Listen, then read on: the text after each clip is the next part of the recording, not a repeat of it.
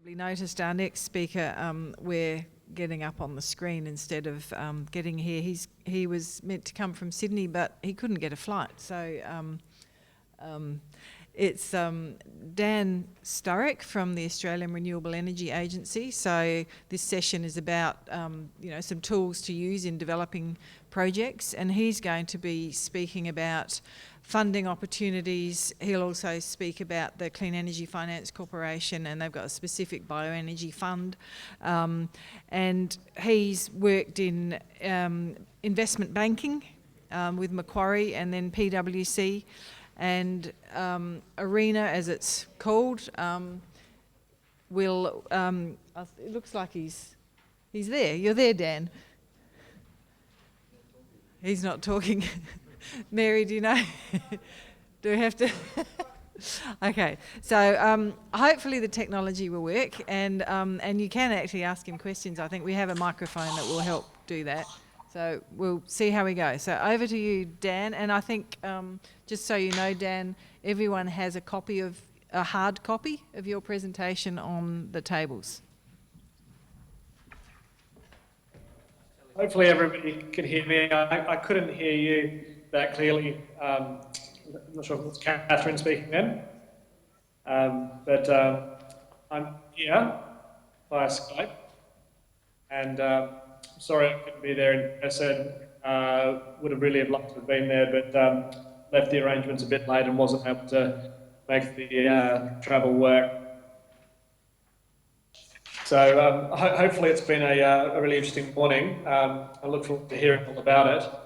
But just wanted to briefly take you through an introduction to ARENA and touch on what we're doing in the bioenergy space, and hopefully, I guess, make that a constructive part of the day so you can approach ARENA at the appropriate time with any projects that you want us to consider. Can you hear me quite clearly, or is there a bit of an echo? We can hear you. Can you hear us? Yeah. Okay. So I'm sure some people in the room probably know a little bit about ARENA. We've been around for 3 years now, and are often part of discussions and conversations about renewable energy and including in bioenergy. But for those who don't know about ARENA, slide 2, just at a very high level. Today, we've got a total of $2.5 billion of funding out to 2022.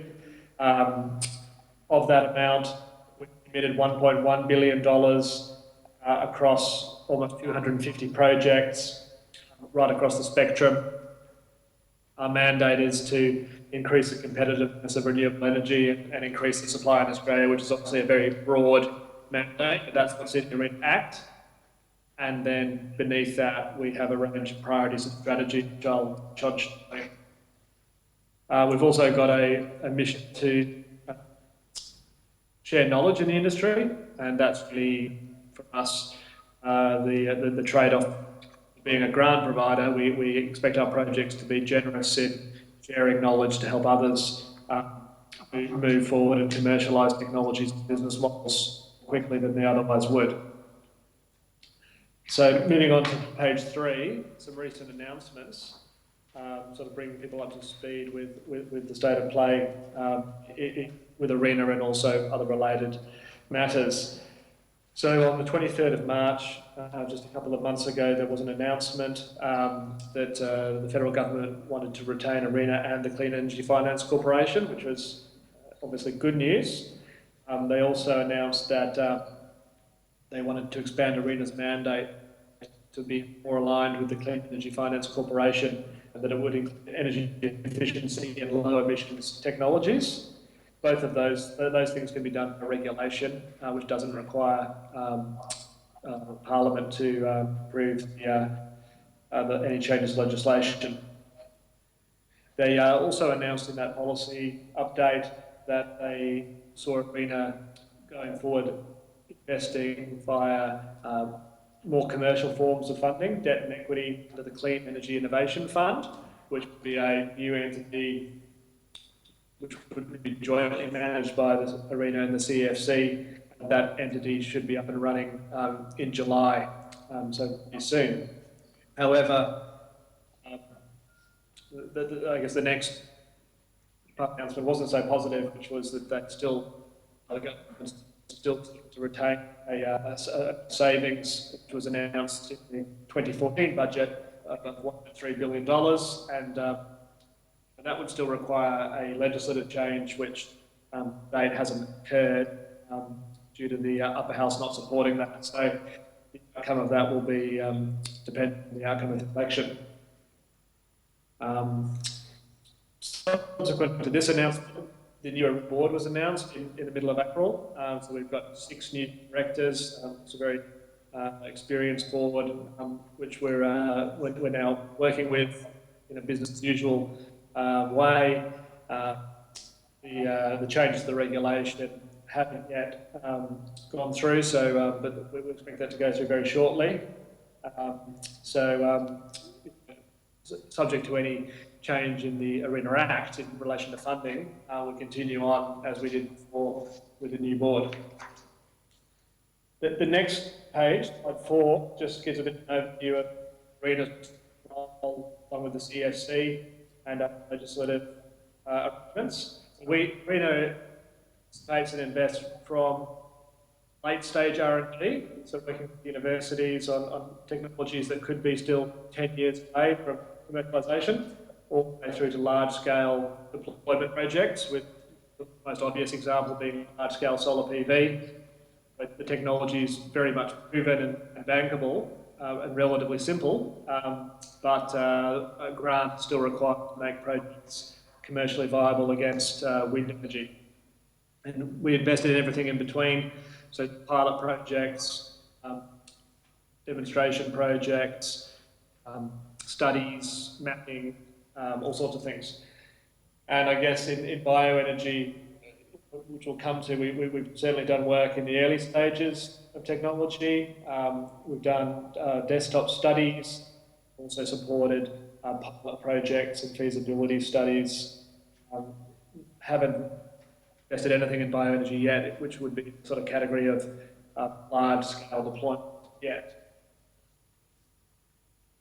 And so we work closely with the CFC, who obviously work very much at the commercial end of large-scale deployment and more technologies. The CEIF, the new entity, is to sort of push I guess the CEFC box further to the left and invest in an earlier stage and higher risk technologies. So moving on to slide 5, ARENA's role. So we structure funding to bridge an economic gap. We invest where obviously the project is already commercial. We look to help projects get over the line where there's still a perception of risk, which is unacceptable for commercial funding. So that can be sometimes by funding a feasibility study to actually take the project through to a point where those risks are known, but it's also sometimes providing project funding to basically increase the IRR that equity can receive, so that is acceptable for those investors given the level of risk. And I've talked about the knowledge sharing, so we look to bring knowledge forward that then for subsequent projects, risk perceptions will be reduced so that the next project is more likely to be able to be funded either with a lower subsidy or with no subsidy. Every year we publish an investment strategy and investment priorities. Slide 6 lists out the 5 investment priorities, which are integrating renewables into the grid, which is really technology agnostic. So that's integrating solar, integrating wind, integrating distributed energy. Could be integrating bioenergy into the electricity network as well. Although I guess bioenergy has the advantage usually of being relatively easy to integrate because it's a baseload technology. The second priority, renewable industrial processes, is very relevant to bioenergy. This is a new priority, and we see an opportunity for either solar thermal or biomass energy to provide process heat to place gas traditional processes, and that's an area where we're working with a number of sectors, agricultural, main one, but also mining, and looking at opportunities there. And bioenergy is definitely one of the things that is being looked at, particularly in the dairy sector. So I'm hopeful that we get some projects up over the next year or two.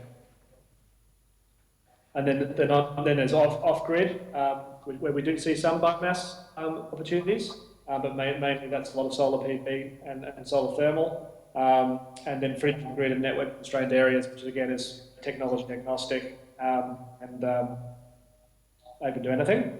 And then finally, large scale solar PV, which is just an example of where we're spending money on really proven technology just to close a gap, and hopefully the bioenergy space moves towards that over time. The next slide, page 7, shows our portfolio by number of projects, and you can see there that over the last 3 years, including some programs that have been operating for longer than that, which Arena inherited, we've supported 17 projects. And when you look at the types of projects, and you can see them on our website, if you go to the projects page and search under bioenergy, you can see each of them. But a large number of them are sort of desktop studies and R&D projects, some of which have been inherited from the Advanced Biofuels program, which was instituted more than 3 years ago. And that has, we've worked with a number of universities, that program, as well as other groups, Qantas, looking at biofuels, etc. Outside that program, we also support pilot projects with entities such as Renewables and Marcella, also doing some map studies in terms of biomass availability of fuels Australia-wide, a group called RIRDC. We're also recently announced a large-scale feasibility study with RDA to provide $3 million towards a large ethanol plant, which would be costed at a total of $800 million. So that gives you a bit of a snapshot, I guess, of the range of things we're doing. Certainly looking at biofuels, looking at biogas, and just generally sort of increasing knowledge in the sector to try and make projects more likely to succeed. I guess, just worth touching on, when we look at bioenergy, we certainly see every project is different. One of the things that is both interesting about bioenergy, but also challenging. Every project, we see a lot of projects with new technologies for processing the feedstock, and then very different settings in terms of how the project's looking to integrate into either into a behind-the-meter industrial process or into some sort of supply chain. So I'm sure everyone in the room recognises some of the complexities, and we do too, but we're certainly very happy to look at new and innovative projects and see if we can help push them forward and get projects built.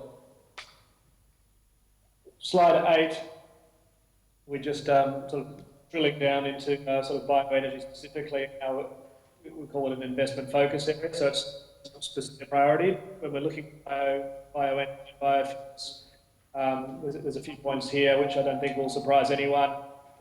Sort of challenges that we see, the types of areas of interest, waste to energy, trying to take feedstocks that have low value and turn them into high value products. Obviously the challenge that we see is sort of finding the right market and proving that you can aggregate and process those feedstocks to the right product for the right price.